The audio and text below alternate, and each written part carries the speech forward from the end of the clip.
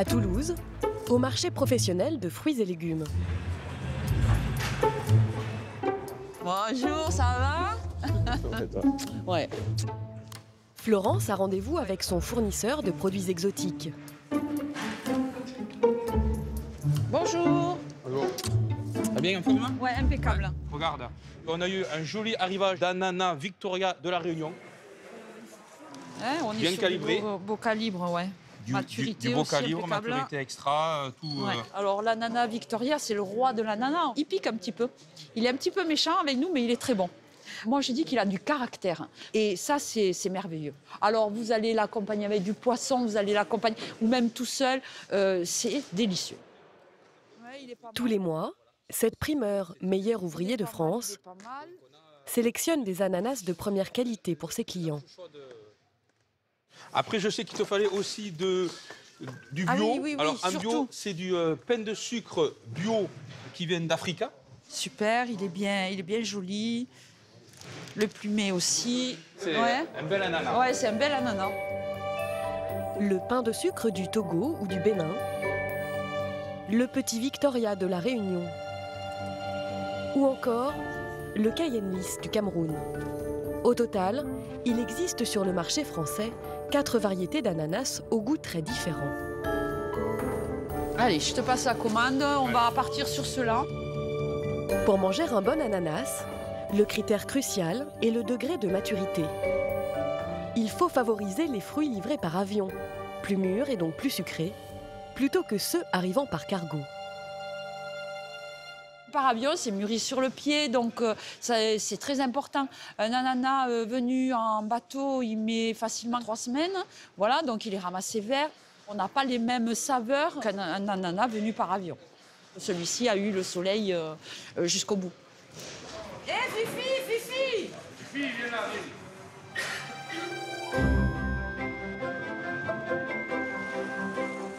Dans les rues de Carcassonne, Vous aimez l'ananas?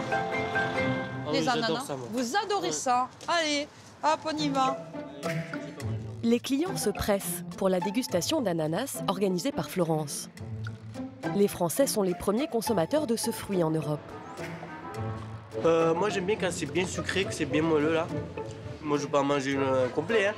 Ça, c'est très bon, oui. Moi, je vous remercie. C'est juteux et c'est léger. C'est léger. On pense forcément aux îles, au soleil et à l'été parce qu'on l'associe forcément à un pays de soleil. Voilà. Un peu diurétique, on en parle un peu pour ces brûleurs de graisse un petit peu. Hein. J'aime bien, oui, oui. On dit que ça fait maigrir, je devrais en prendre peut-être davantage. Moi, c'est le fruit que je préfère. Carrément. Oui. Merci beaucoup. Bonne allez. journée. Grâce à sa réputation d'aliment naturel et bon pour la santé, l'ananas est devenu en quelques années un des fruits les plus consommés par les Français.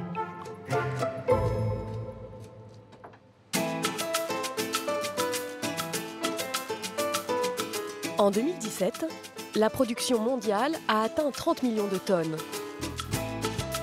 C'est le deuxième fruit exotique le plus cultivé après la banane.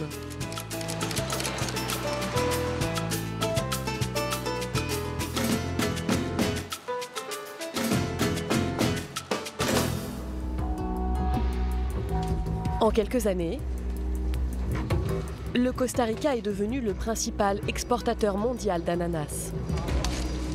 La culture intensive est devenue une manne pour les multinationales, avec de graves conséquences sur l'environnement et les populations locales.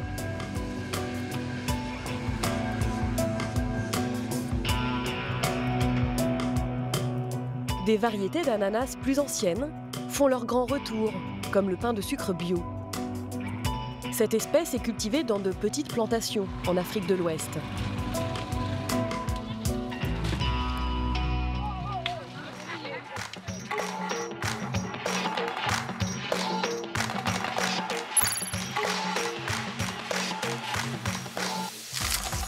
Longtemps considéré comme un fruit exotique rare, comment l'ananas s'est-il imposé dans nos assiettes?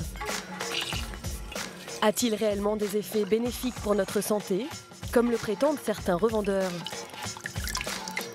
Nous avons enquêté pour savoir si l'ananas a encore des choses à nous cacher.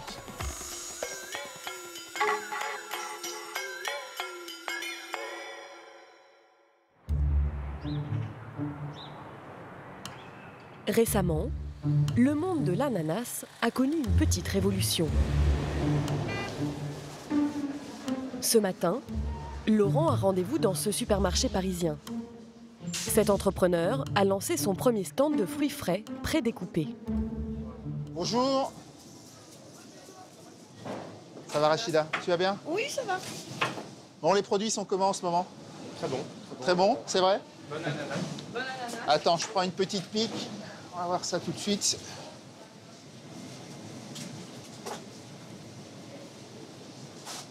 Il est sucré. Non, c'est bien. Et c'est ce que les gens ils préfèrent. C'est bien. Les gens ils préfèrent cela. La fraîche découpe pèse aujourd'hui 150 millions d'euros. Avec ses barquettes de fruits prêts à être dégustés, Laurent espère grappiller des parts de marché sur ce secteur ultra concurrentiel. Alors, sur ce stand en particulier, qui est immense, il y a un gros travail de visuel. C'est-à-dire que le produit, enfin, la vedette du concept, c'est vraiment le produit. Donc, quelque part, je dirais, on achète avec les yeux, parce que c'est avec les yeux qu'on a envie. À l'entrée, là, on a ce que j'appelle un escalier de shaker. D'accord. C'est le format shaker. Et ça, c'est vraiment de l'achat d'impulsion, ce qu'on appelle grab and go. J'achète et je déguste immédiatement. Et puis ici, donc, de l'ananas, qui est quand même une partie importante de notre offre. La promesse est simple. Des produits frais déjà épluchés et découpés, le tout sans aucun conservateur. Leur cible, les citadins pressés qui veulent manger plus équilibré. Quand on veut manger sainement, quand on veut manger un fruit avec très peu de calories, des personnes qui sont dans une démarche d'acheter des fruits frais, ils ont quand même un début de démarche de bien manger, de bien-être, et l'ananas participe complètement à ça. Malgré un prix au kilo environ 3 fois plus élevé que celui du fruit entier, les consommateurs en redemandent. Laurent a écoulé 1 million de barquettes en 2017. Bonjour monsieur. Bonjour. Comment vous trouvez? Excellent. Oui. Oui, vraiment. Vous avez l'habitude, vous en achetez de temps en temps ou... Ça m'arrive, mais du coup ça me fait envie. Oui, je vais prendre un petit. J'aime pas les éplucher, donc je les achète découpés. Donc, et à la maison, sinon personne les mange, ils ne sont pas découpés. C'est quand même l'occasion de préparer un petit repas. Bon, on va estimer un peu plus sain que de manger des biscuits, des gâteaux, des choses comme ça. Quels sont les secrets de cet entrepreneur pour garder l'ananas frais une fois transformé? Prédécoupé, l'ananas conserve-t-il toutes ses qualités nutritives? Allez, en dégustation. C'est parti. Tout commence par le choix du bon produit. Rungis, au petit matin. Sur le carreau des fruits et légumes, c'est l'effervescence. Dès qu'il le peut, Laurent Fiscal va vérifier la qualité de sa marchandise directement chez les grossistes. Ah Thierry, Ça va? ça va. Bien. Ouais. Thierry, son acheteur, doit lui trouver les ananas les plus mûrs, donc les plus sucrés possibles, pour faire la différence avec ses concurrents.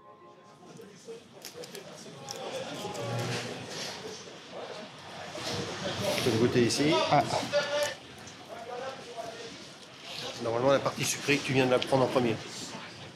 Ça, c'est un peu moins sucré. Voilà. Donc la partie haute. Ouais. Laurent, là, ça vous plaît pas? Disons que c'est un peu moins bien que ce qu'on attend, notamment en termes de niveau de sucre. Bon, on en a testé un, après il y en a une pleine palette, mais voilà, tout de suite je dis à Thierry que c'est pas exactement ce qu'on attend en termes gustatifs. Laurent est intransigeant. C'est son produit phare. Il en achète près de 2 tonnes par semaine, originaire du Costa Rica. On va en tester un deuxième.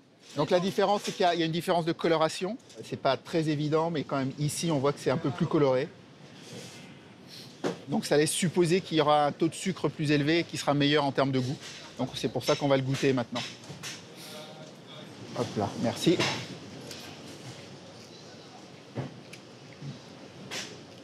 Voilà, une très grosse différence. Voilà, on va prendre celui-là. On va prendre celui-là. Dans la fraîche découpe, Laurent a créé un nouveau créneau, l'ultra frais. Des ananas mûrs à point, livrés en quelques heures seulement dans les magasins. En règle générale, comme les produits mettent pas mal de temps entre le moment où ils sont découpés et le moment où ils arrivent en magasin, nos concurrents prennent des produits moins mûrs. Nous, il va se passer 2-3 heures entre le moment où on découpe et le moment où on livre nous-mêmes dans les magasins. Donc ça nous permet d'acheter des produits qui sont plus mûrs, plus sucrés.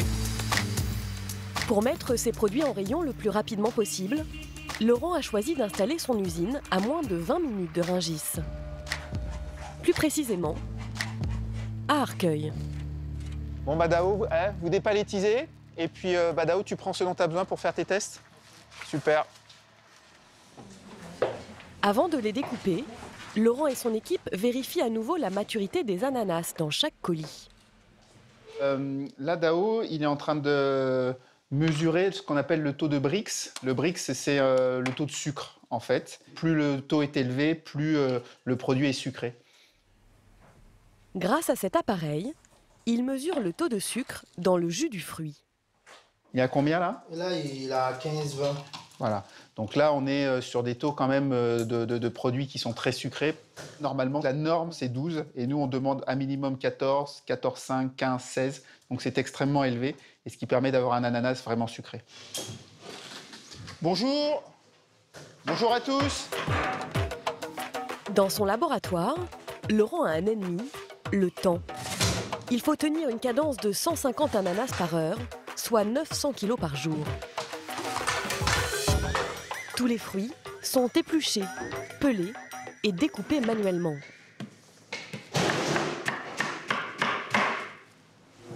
Tous les jours, c'est un peu une course contre la montre parce qu'en début de journée, il n'y a aucun ce qu'on appelle en cours ou stock. On commence à zéro.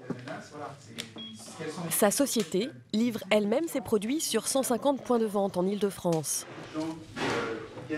Cette stratégie du circuit court, Laurent en a fait un argument de vente.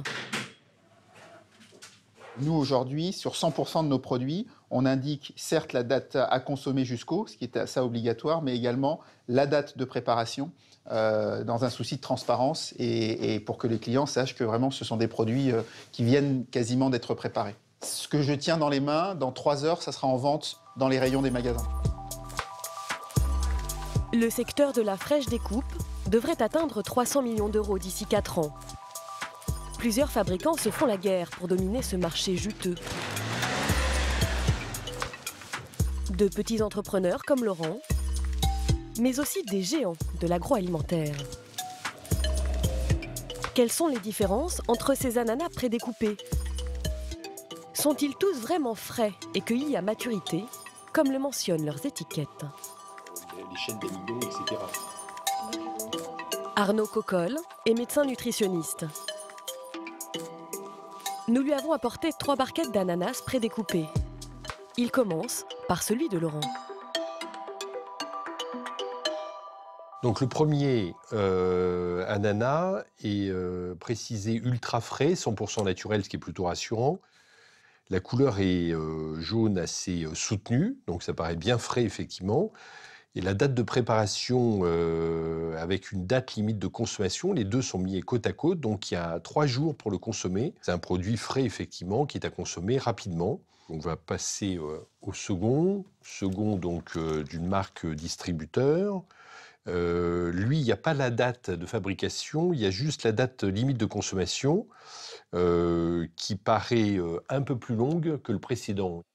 Et le troisième, là, on a une date limite de consommation qui est quand même assez surprenante parce que là, on est carrément 5 mois plus tard. On est sur un produit, on pourrait dire que c'est pratiquement une conserve, si vous voulez, par rapport à un fruit frais. Donc, on est un produit industriel. Plus la date limite de consommation est longue, plus il y a de chances que l'ananas ait été ramassé avant maturité.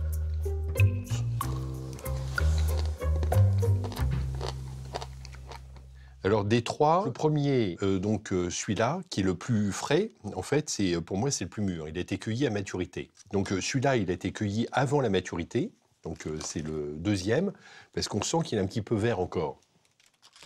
Et celui-là, il est moins intéressant gustativement, parce que plus fade. L'ananas est peu calorique. Riche en potassium, magnésium, calcium et fibres qui favorisent le bon fonctionnement de la flore intestinale. À l'état brut, il contient de la vitamine C qui lutte contre le vieillissement cellulaire et booste le système immunitaire. Le problème avec la version prédécoupée, la vitamine C s'altère rapidement au contact de la lumière. Une fois que vous avez coupé un fruit, en l'occurrence c'est de l'ananas, donc vous allez enlever l'écorce, et ce qui va protéger de la vitamine C, de la lumière, ça va être l'écorce. Donc tous les fruits en fait qui ont une écorce, comme le melon, la pastèque, etc., dès lors que vous êtes en train d'enlever l'écorce, la teneur en vitamine C se dégrade quasiment dans les minutes qui suivent. Donc après, au bout de 24 heures, il n'y a quasiment plus de vitamine C. Pour garder intactes les qualités nutritionnelles de l'ananas, mieux vaut l'acheter entier et le préparer soi-même. La rumeur la plus tenace sur ce fruit exotique est qu'il ferait mincir. Faut-il croire au régime à base d'ananas? Il faut que tout le monde oublie que l'ananas fait maigrir. C'est une stupidité qui est véhiculée par parfois des réseaux sociaux, etc. Il y a des gens qui mangent que de l'ananas, comme il y a des gens qui ont mangé que la soupe au chou ou du chou, etc. pour maigrir. Donc ne comptez pas là-dessus pour maigrir. Il n'y a pas de substance contenue dans l'ananas qui ferait maigrir. L'ananas, vous avez la vitamine C, bien évidemment, vous avez des fibres, vous avez des oligo-éléments, et vous avez une substance qui s'appelle la broméline. La broméline qui va permettre en fait de prédigérer en quelque sorte les protéines. Donc c'est ça qui est intéressant. Donc ça prépare le travail digestif, donc ça facilite la digestion. Si ce fruit est devenu populaire, c'est aussi grâce à son prix bon marché. Le sweet coûte seulement 2 € pièce. Cette variété représente 95% de l'ananas que nous consommons en France. Il s'agit d'un hybride, un croisement entre plusieurs espèces, conçu pour résister au voyage en cargo. Son goût constant, standardisé, a été créé dans les laboratoires de la multinationale Del Monte. L'entreprise américaine vante une culture respectueuse de l'environnement et des populations locales.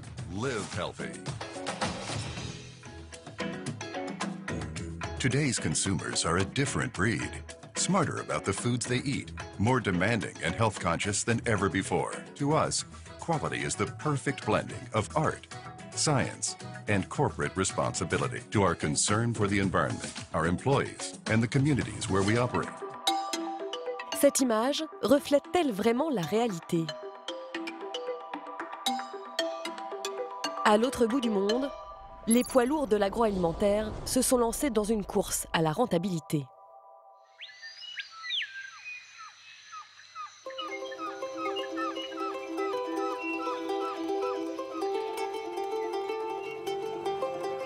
Le Costa Rica, en Amérique centrale, abrite 6% de la biodiversité de la planète.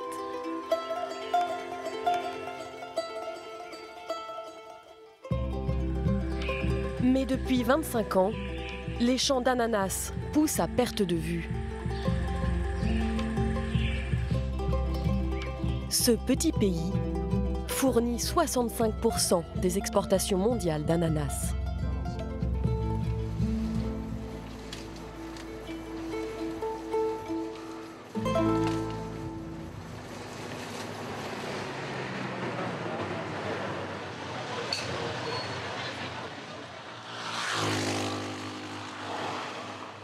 Dans le Nord, Mathieu est le seul importateur français qui ait accepté de nous faire visiter la plantation d'un de ses fournisseurs.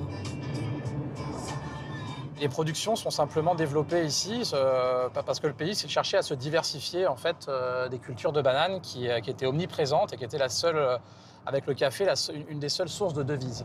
Le gouvernement costaricain souhaitait absolument développer d'autres cultures que l'on puisse exporter. Et donc, on subventionnait un peu toute cette mise en place de l'ananas au Costa Rica. Mathieu a choisi de nous amener dans cette exploitation de taille moyenne, considérée comme une ferme modèle dans le pays. Tout va bien? Comment était ton voyage? Très bien. Ah, je suis content de te voir. Brian est le directeur marketing de Las Brisas, une plantation de 600 hectares. L'ananas possède un système de reproduction très simple et ultra rentable. Une fois le fruit ramassé, chaque plant va donner naissance à 2 nouveaux ananas. On a ici l'ancien pied sur lequel on a récolté nos ananas. Et 2 mois et demi plus tard, on va avoir l'apparition de 2 nouveaux plants d'ananas qu'on va qu'on va couper, qu'on va séparer en fait de ce pied principal. Et on va avoir l'apparition d'un système racinaire qui est déjà mis en place. Et qu'on va donc replanter sur une nouvelle parcelle. Combien il peut en planter par jour? Entre 4000 et 5000 selon la taille du plant. La floraison a lieu 8 mois plus tard. Elle est déclenchée chimiquement pour pouvoir récolter les fruits tout au long de l'année. On a 2 niveaux de croissance ici. Allez, regardons. Celui-ci a vraiment l'air bien. On va avoir une apparition d'une rose de porcelaine.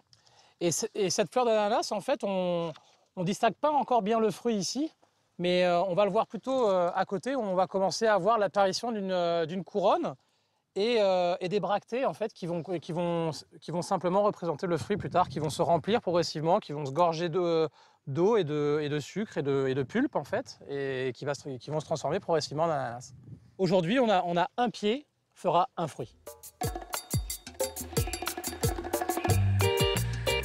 Mathieu importe près de 9500 tonnes d'ananas par an pour la grande distribution. Un tiers vient de cette plantation. Chaque jour, les fruits sont récoltés à la main par une quarantaine d'ouvriers.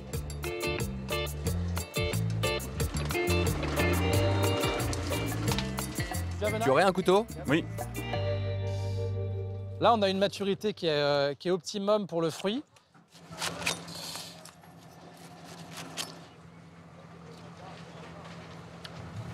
Génial. Vous avez un produit mûr à point, hyper sucré, hyper juteux. Et ça, aujourd'hui, c'est tout ce que recherche le consommateur français quand il achète un ananas, c'est d'avoir une touche d'exotisme, une touche de soleil du Costa Rica. Et avec ça, on est servi. En réalité, pour supporter les 3 semaines de transport en cargo, les ananas sont cueillis avant maturité. Et à ce stade, ils sont encore verts. Alors pour les faire jaunir et les rendre plus attractifs, les producteurs utilisent un pesticide, de l'étéfon. Le déverdissage, c'est quelque chose qu'on fait pour lui donner cette couleur un peu allée, qui est voulue par les consommateurs. Parce que traditionnellement parlant, aujourd'hui un ananas, c'est très vert et on le colore artificiellement aujourd'hui simplement pour que les clients l'achètent. Voilà.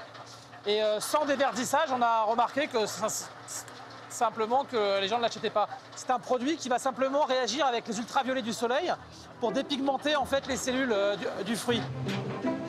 Ce produit chimique est loin d'être le seul utilisé sur la plantation. Pour obtenir un meilleur rendement, la croissance des plants est totalement maîtrisée à l'aide de nombreux pesticides. Une trentaine au total. Brian, on peut venir sans masque? C'est bon. Mathieu tient à nous montrer la dernière acquisition de l'entreprise. 2 drones dernier cri qui épandent chacun 28 litres de produits phytosanitaires à chaque vol.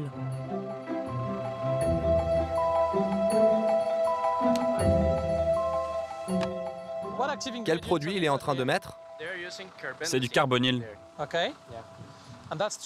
C'est pour traiter les fourmis? C'est bien ça? Oui, c'est ça.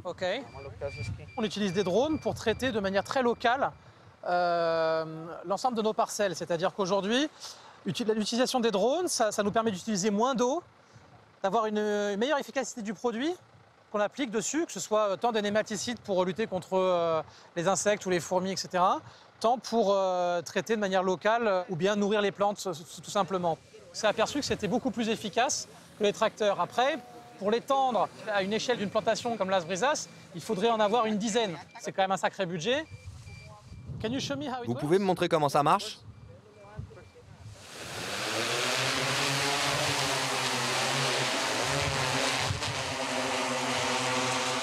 Ce qui est très intéressant à voir, si vous voyez autour de chaque parcelle de terrain, vous avez de la végétation. Et cette végétation-là, aujourd'hui, elle n'est pas traitée avec ce genre de système-là. Sauf qu'avec les systèmes d'épandeurs, on ne peut pas le garantir. Donc en fait, c'est surtout pour pouvoir aussi protéger toute la végétation qui est autour, que l'utilisation des drones est aussi un super plus, quoi.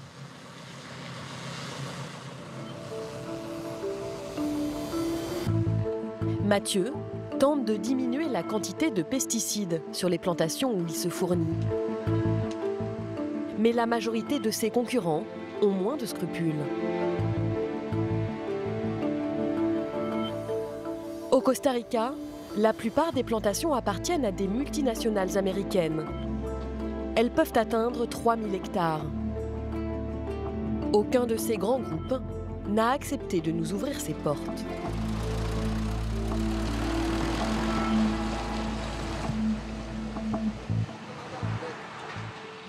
Vous pouvez vous mettre là-bas, mais ici c'est une voie privée. D'accord. Les journalistes sont pas les bienvenus ici. Non. Quelqu'un m'a demandé de vous faire partir. Loin de l'image de paradis écologique vendue par le gouvernement, le Costa Rica est le pays qui utilise le plus de pesticides par hectare au monde.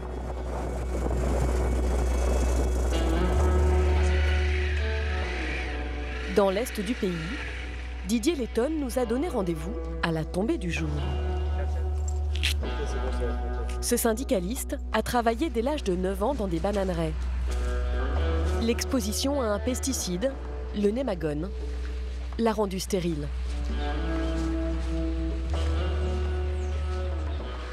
Tu peux ouvrir ta porte? Depuis 30 ans, il tente d'améliorer les conditions de travail des ouvriers dans les plantations d'ananas. Ça va mon ami? Ouais, et toi? Qu'est-ce que tu es en train d'appliquer?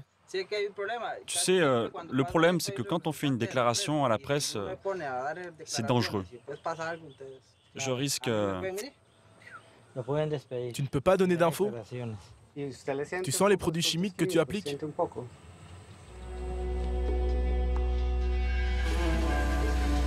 Dans ces plantations, plus d'une cinquantaine de produits chimiques seraient utilisés. Certains interdits en France à cause de leur toxicité.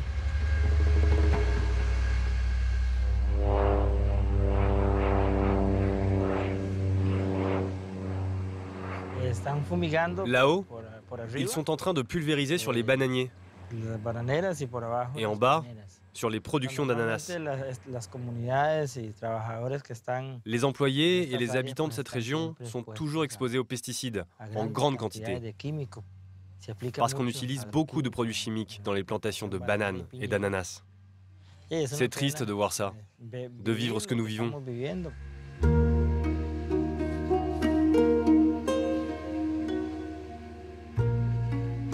Le canton de Siquirres, dans l'ouest du pays, est le plus touché par la croissance exponentielle des champs d'ananas. Près de 15 000 hectares de culture ont été implantés juste à côté des villages.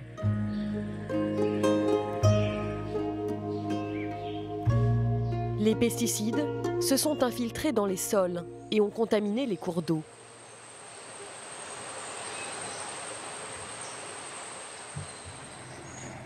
À Milano, la population vit au rythme des camions-citernes envoyés par le gouvernement. L'eau du village n'est plus potable. Elle a été contaminée par un pesticide extrêmement toxique, le bromacile. Ça fait 10 ans que notre quotidien est comme ça. Quand j'utilisais l'eau qui n'était pas potable, j'avais des irritations. Mes cheveux tombaient. J'ai eu une gastrite intestinale. Je pense que ça doit être à cause de l'eau qui est polluée. Pour elle, c'est pareil. Je ne lui donne jamais de cette eau, vu qu'on nous a dit qu'elle était contaminée. Au Costa Rica, le bromacil a été interdit en avril 2017, soit 14 ans après son retrait du marché en France. Il risque de polluer les cours d'eau pendant près de 20 ans.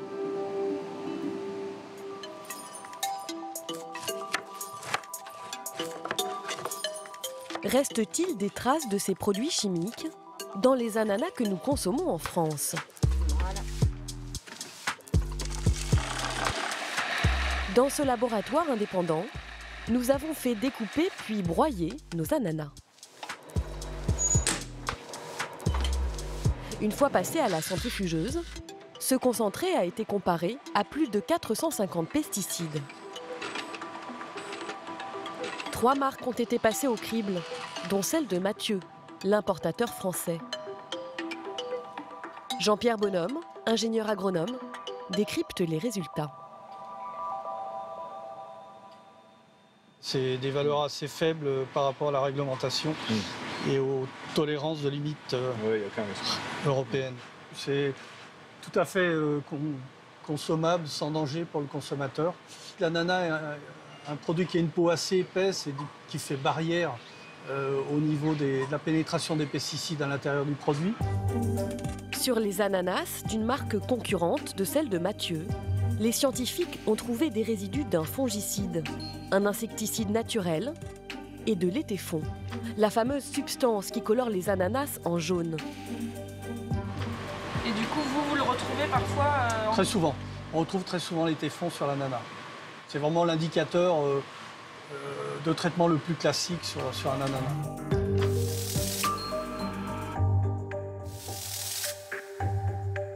La toxicité sur les traitements pesticides, c'est plus ou moins insidieux parce qu'on ne se rend pas compte de la réaction. Il n'y a pas de risque d'être malade immédiatement, mais c'est une accumulation des pesticides qui fait que c'est dangereux pour l'organisme, notamment au niveau des risques cancérigènes, toxiques pour la reproduction, mutagènes. Donc effectivement, ça fait partie des molécules à surveiller sur les analyses sur ananas.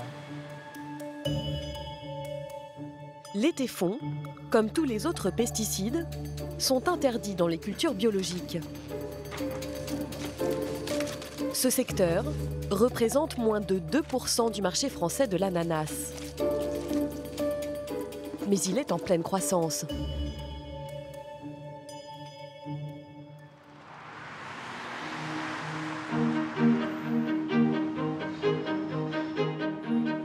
À 2 pas de la Tour Eiffel, ce palace parisien abrite la crème de la gastronomie française. T'as les biscuits, insert.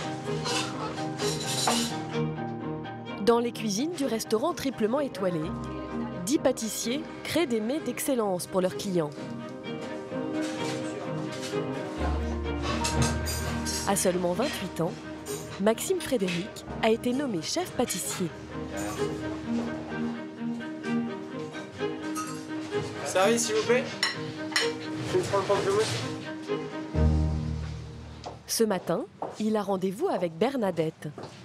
Depuis 10 ans, cette importatrice parcourt le monde à la recherche de produits bio d'exception. Petite merveille. C'est une famille, c'est un Camerounais Ok. qui est de là-bas, qui a repris des terres et qui produit plein de fruits différents. Ils sont super bons en tout cas. Elle nous déniche vraiment des petits producteurs et moi je suis vraiment attaché à ça. Je suis issu d'une famille d'agriculteurs où aussi on a nos jardins à la maison, on fait nos produits, nous on met pas de pesticides, l'engrais naturel c'est juste ce qu'on a de la ferme, donc c'est ça que moi je recherche vraiment. Ils sont vraiment super bons.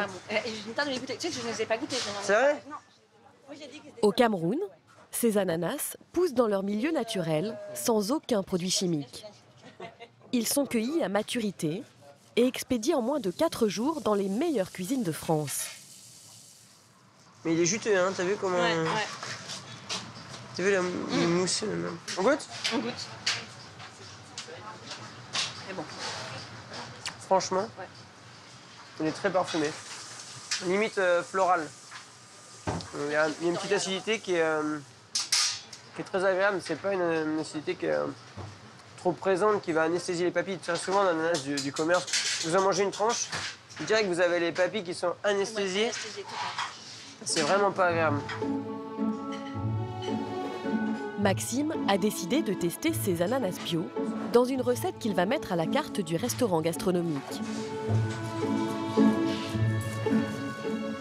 Donc là, le principe, c'est de réaliser une jolie sphère d'ananas pour pouvoir, après, dedans, tailler les jolis suprêmes. Un dessert étonnant, mariant un carpaccio de kiwi et d'ananas marinés avec des algues japonaises.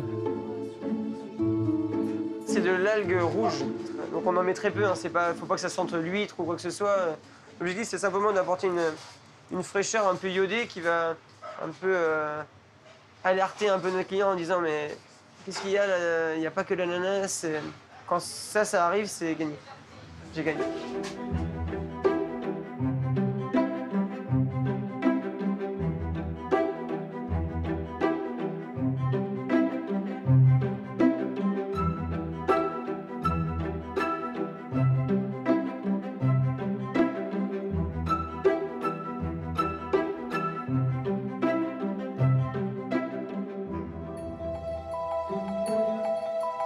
Depuis peu, les ananas bio ne sont plus uniquement réservés aux clients fortunés des grands restaurants.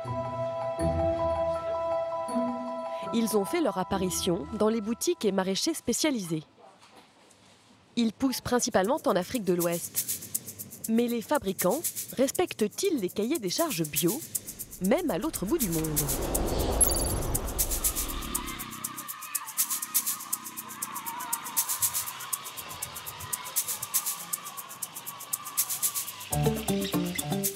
Au Bénin, petit pays de près de 10 millions d'habitants,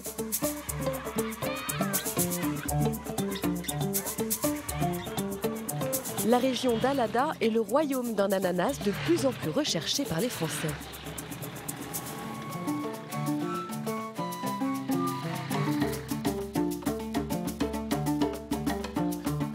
Bertie est ingénieur agronome de formation. Bonjour, monsieur Kiki. Comment ça va? Ça va bien.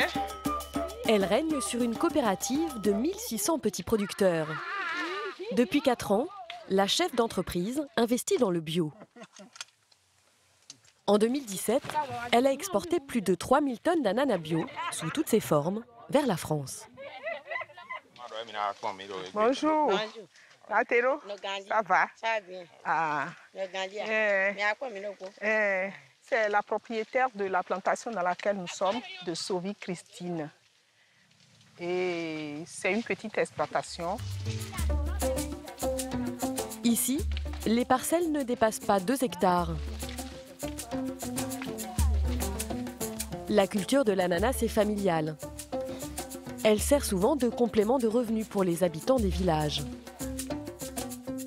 Ça tient compte de la biodiversité. Et là, quand vous voyez une parcelle d'ananas biologique, vous avez quand même d'autres arbres. Ici, il a de la papaye, on a un plant de terre. L'ananas est implanté dans une zone où la nature est encore présente.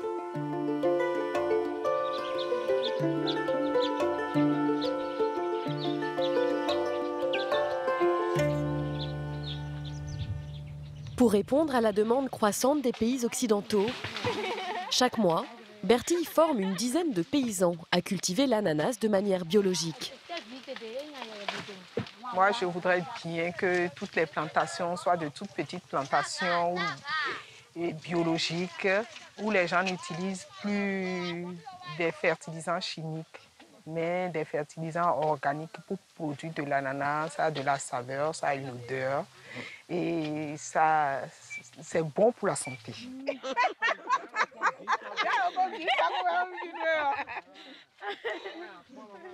On va essayer de rentrer aussi pour voir comment les fruits de cette plantation-là sont...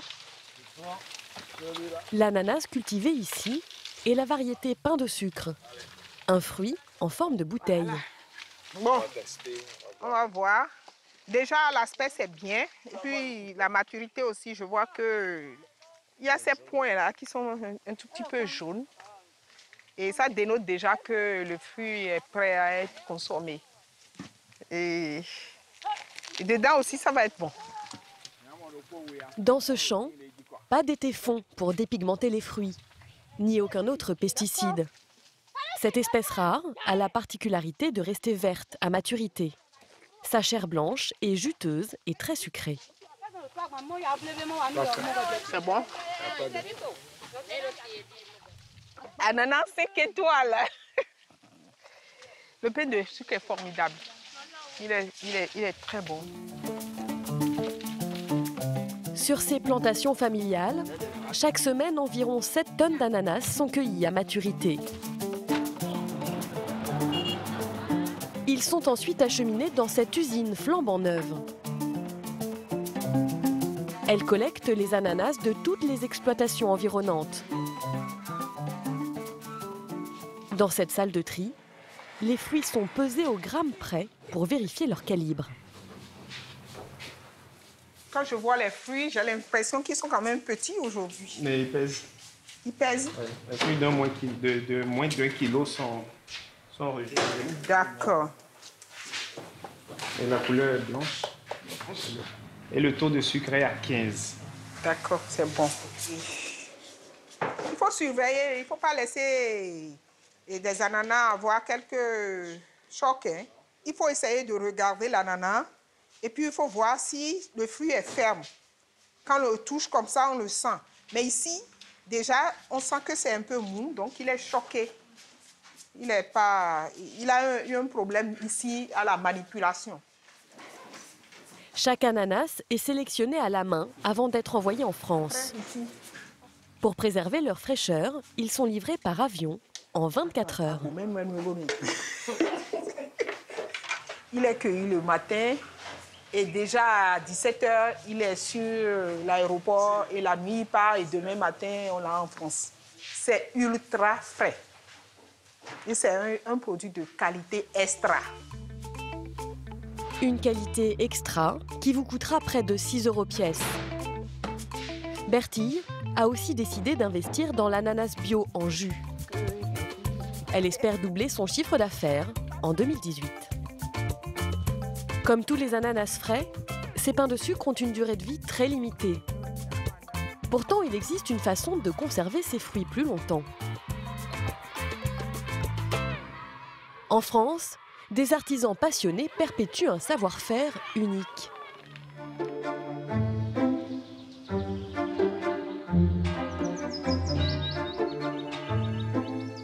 Saint-Rémy de Provence.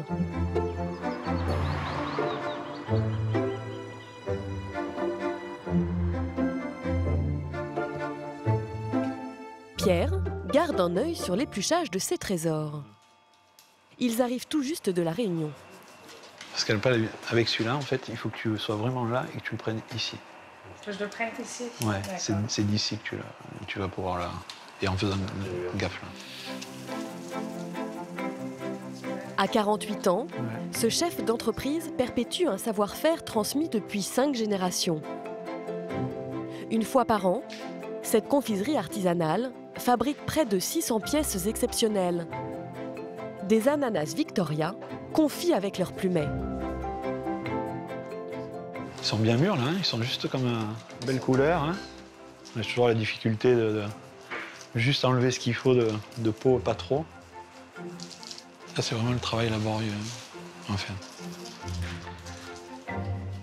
Quand on voit dans la chair là, cette luminosité, là, cette transparence, on sait qu'on a un fruit là, qui est à maturité. Parce que ça, c'est très important. Donc, ni trop mûr, ni trop vert. Trop mûr, ça va partir en confiture. Trop vert, il n'y aura pas le goût, donc on pourra faire ce qu'on veut derrière. On aura un morceau de sucre et pas le goût du fruit. Et là, quand on voit la chair comme ça, c'est son jus là, qui est en train de transpirer. Il suffit d'en goûter un frais. Hein. Si vous avez le goût du fruit, de l'ananas frais d'excellence, derrière, en fruit confit, vous avez un super résultat. Une fois pelés, les ananas sont plongés dans l'eau bouillante pour être blanchis. Cette étape cruciale facilite la pénétration du sirop de sucre de betterave dans le fruit. Comme on veut ramollir la chair, il les pique pour avoir la pression de l'aiguille dans le fruit. Et selon la pression qu'il y a, c'est suffisamment ramolli ou pas. Ça y est, ils sont prêts.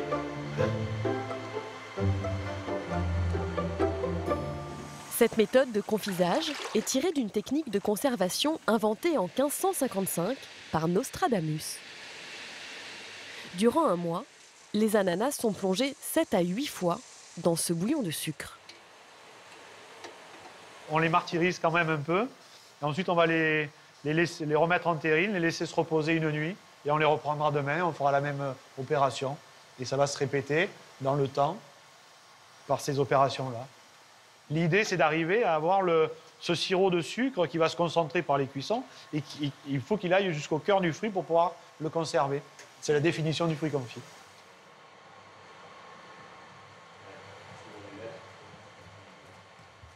Les fruits confits sont ensuite entreposés dans une pièce appelée le fruitier. Ils sont vraiment très beaux, ces ananas.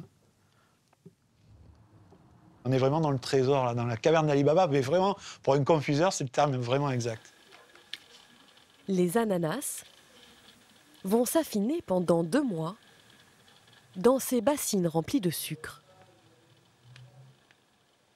On est sur nos fameux ananas Victoria là, qui sont confits à cœur, qui sont dans le fruitier. Donc là, ils sont figés maintenant. C'est-à-dire qu'ils sont totalement confits, ils ne vont plus évoluer. Alors, c'est pas comme le vin, ça ne va pas se bonifier, mais en tout cas, ça ne va pas se détériorer. Là, c'est vraiment stabilisé, stoppé, quoi. Et on les a stoppés dans le sucre, mais là, c'est un diamant brut, ça se voit. Ils sont sublimes, là, déjà.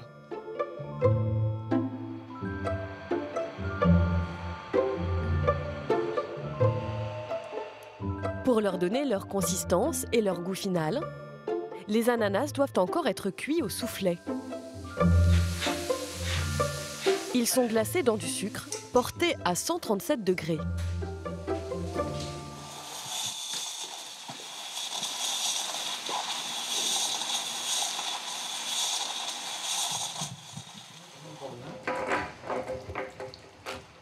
Donc là, l'opération est vraiment très délicate.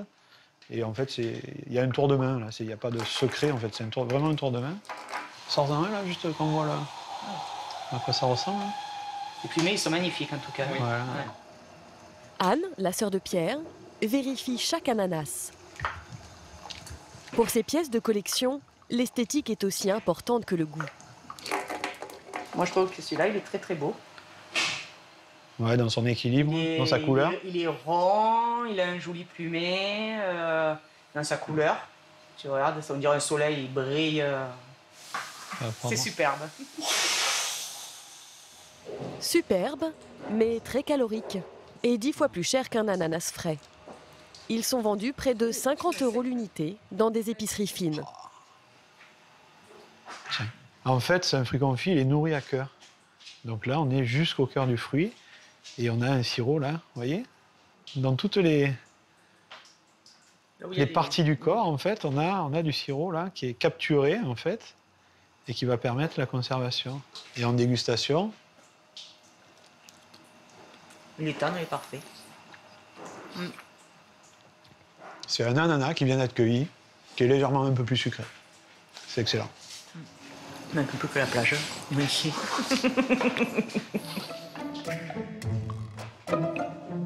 Anne et Pierre sont les gardiens d'un artisanat en train de disparaître. Il ne reste plus que 4 confiseries artisanales encore en activité en France. Peu calorique, riche en vitamines et en minéraux, l'ananas frais, lui, continue son essor. Cette année, les importations dans l'Hexagone devraient dépasser les 100 000 tonnes, dont 2 000 d'ananas bio.